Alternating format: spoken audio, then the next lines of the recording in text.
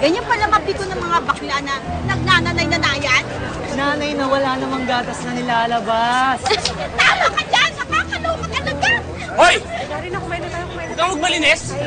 Alam naman ng lahat, tatay ng anak mo, hindi mo asawa. Ano sabi mo, ha?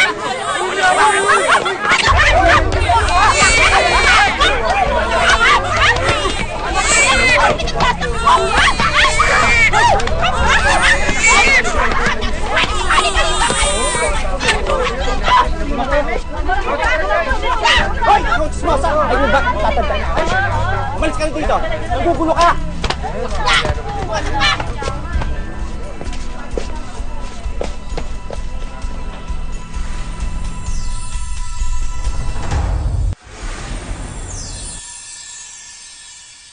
Yan ang sinasabi ko sa iyo. Ha? Ang ayos-ayos ng buhay natin simula nung dumating yung dalawang yan. Gumulo. Dahan naman. Mahal, hindi ko na inirereklamo yung pagiging purara ni Isa. Ha? O hindi ko na rin masinusumbat yung mga naitulong mo, naitulong ko, naitulong natin sa kanila. Pero yung masasaktan ka pa, ba, mag-usapan na yun. Mahal, tama na, please.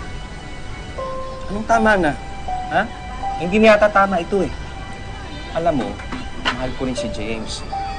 Hindi maganda yung ganitong parang kakagulo. Ano pinagkasundoan naman natin ito? Ba't tayo bumitaw? Malapit na akong bumitaw. Doon muna ako sa amin. Papalamig ako.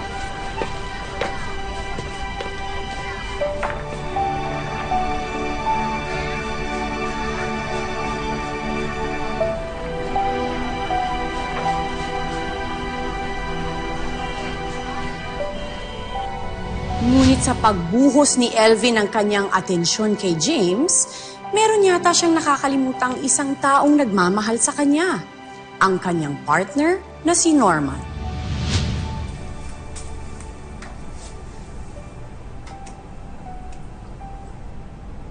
Hi! Feeling fresh. I'm so fresh.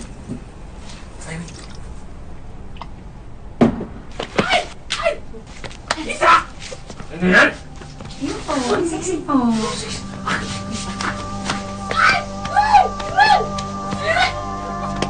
Wow, nakakatawa!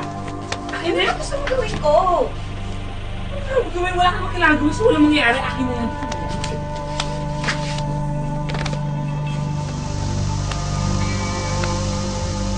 Ano to? Ha? Wala nangyayari. Paniwala ko wala nangyayari. Ano, masaya ka na? Ha? Nagka-instant tatay na yung anak mo. Ngayon, meron ka pa mapaparausan. Oo, bakit? Nainggit ka? Gusto mo mag-sex pa kami sa harapan mo eh. Bakit? Pwede ka ba magbuntis? Hindi, di ba? Hindi ka pwede magbuntis. Tama na yan! Si Norman! Yung buong buhay ko. Tama na yan! James?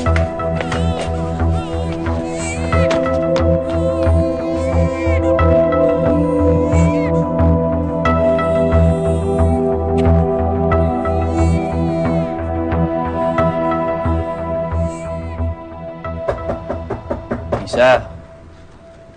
Is.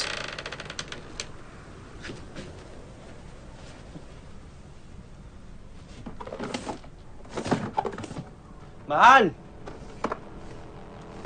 Mahal! Oh. Wala na si Isa. Ha? Wala na yung gamit niya. Baka lumabas lang. Check mo ulit. Wala na nga lahat, oh. Oh, wala nang laman. Oh. Ha?